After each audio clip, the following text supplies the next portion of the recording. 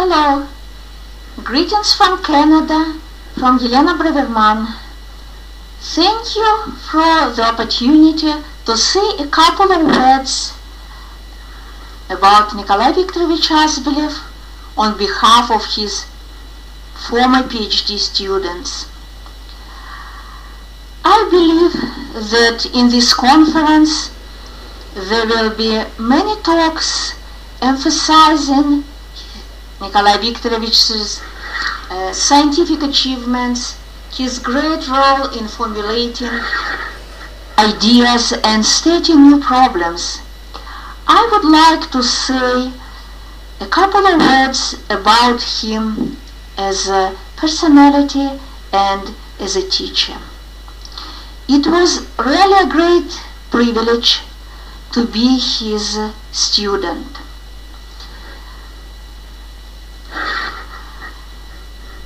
I remember his endless stories. It was great pleasure to hear him just talking. He also shared all his ideas about life and everything with his students. I remember one of the stories that he told. I believe those in the conference will share many more.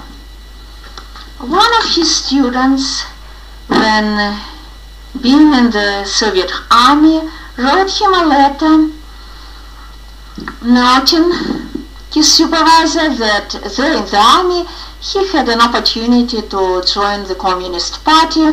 Those who in the audience who have never been in the Soviet Union should simply know that there was certain quota for the Communist Party, which was relevant for PhD students and also faculty members, but was irrelevant to soldiers, for example. So Nikolai Viktorovich had to write the answer, certainly keeping in mind that his letter would be read by the army censor. So he started his letter as follows. Dear, and then the name. I've got your letter and I've got very upset when reading it. So the second thing that Nikolai Viktorovich brought to his student, in addition to this strong and charming personality, who really, for whom it was hard to cope with any system. The second thing was his great love for math and inspiration.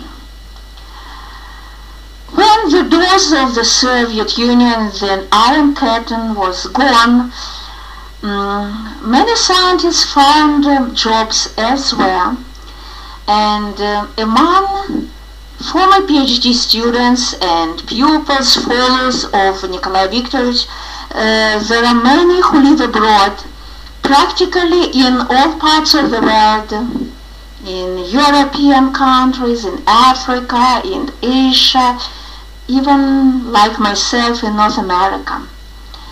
But we can say it about several other leaders of great schools in the Soviet Union, not only him. There is there one thing which is very special about former students and members of Azbelev School.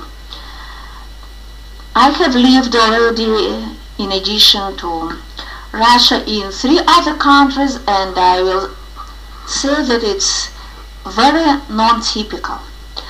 Most of his students continue to do, in some sense, and continue to develop the topics and the ideas that they started with him.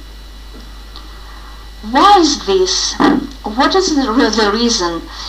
Some other scientists tend to completely different ideas, to completely different areas.